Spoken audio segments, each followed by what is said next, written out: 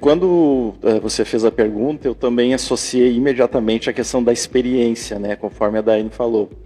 Mas e depois a Daiane foi falando, aí eu fui pensando assim, ok, então consciências que passam por experiências semelhantes, sejam boas, difíceis, bregues, enfim, elas têm uma tendência a formar um temperamento parecido, igual.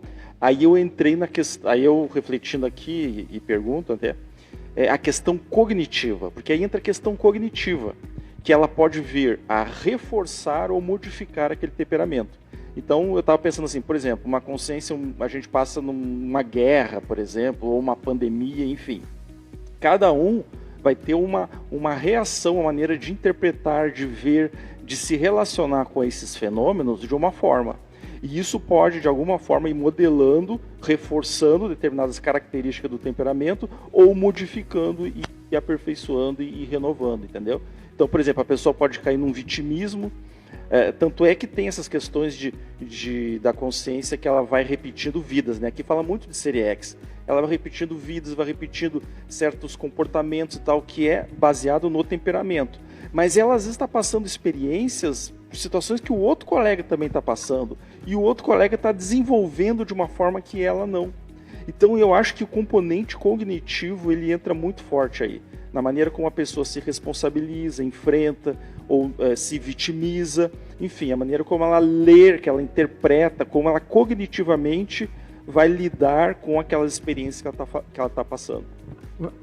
Eu traduzo isso aí como significação cognitiva, né? É o nome disso, ou seja, um copo, um plástico, por exemplo, tem uma significação para uma pessoa. Um acha que é útil porque você pode fazer uma série de objetos, outro acha que é útil porque você pode fazer um brinquedo, outro acha que isso pode poluir por determinadas coisas, outro pode fazer mal à saúde.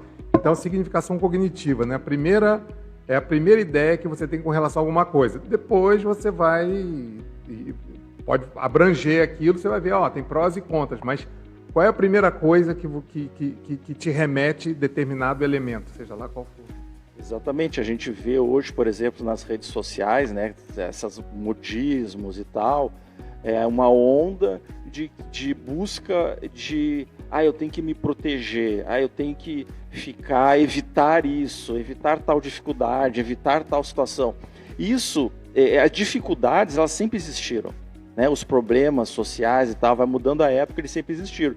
Só que aí a pessoa, a partir da cognição dela, ela vai tomar do temperamento dela também, né, e do entendimento dela da realidade, ela vai estabelecendo uma maneira de enfrentar tais situações. Então, se a pessoa já tem um temperamento mais introspectivo, mais fechado, alguma coisa nesse sentido, a tendência dela não, as coisas são difíceis, então eu vou me recolher, eu vou me proteger, reforçando aquele temperamento.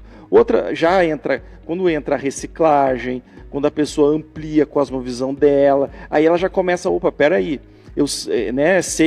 seriexologicamente, eu tenho uma tendência, um temperamento de reagir assim em determinada situação A, B, C. Mas agora eu tenho uma visão diferente, eu tenho uma cognição diferente, eu tenho um entendimento diferente. Então eu já posso começar a reagir de maneira outra. E essa mudança na maneira de reagir vai, de alguma forma, ajudar a formar, a modelar o temperamento dela, ou reciclar o temperamento. Né? E a reflexão que eu queria trazer é o seguinte, isso que o Júlio traz na questão da autocrítica, quando a gente começa na evolução dos sapiens a desenvolver o córtex pré-frontal, começa uma coisa chamada crítica, pensamento, essa coisa toda. E é ali que vem esse movimento de maior, digamos assim, contraponto ao temperamento.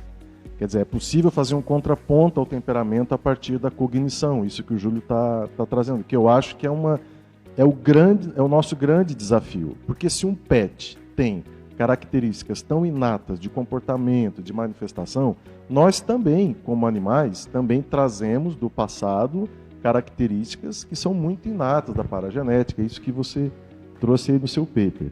Então, eu queria reforçar essa ideia da força da cognição diante do temperamento da consciência, né, do ser humano, não mais dos pets, né, do ser humano. Mas aí eu fico pensando o seguinte, o que seria mais efetivo? Atuar a partir do comportamento para fazer essa alteração ou ir direto lá na raiz da informação que está lá cristalizada na holomemória. Posso te dar Se uma a gente ideia? descobrir disso qual é a aí? raiz, beleza. É. Na fila aqui, Eduardo. Memória, ela Pra você. não. A memória. Pode falar. Vai lá, Júlio. O Júlio tá na fila, tô esperando o Rapidão Júlio. aqui, tem vários pontos. É que assim, ó, na verdade, aqueles conteúdos da memória você não pode modificar. O que você pode modificar é a maneira como você interpreta e ressignifica essa pressão. Então, nesse sentido, eu concordo, tá na linha do que a gente está falando. Você vai mexer, não é que você vai mexer na memória, você vai mexer na maneira como você pensa sobre os fatos da tua história, da tua holobiografia, né? Rapidão, assim, outros quatro pontos rapidinho. Em relação à questão do adormecido, eu também concordo contigo que ele não fica adormecido, mas pode ficar oculto ou mascarado. Sim, aí é o que a gente mais faz.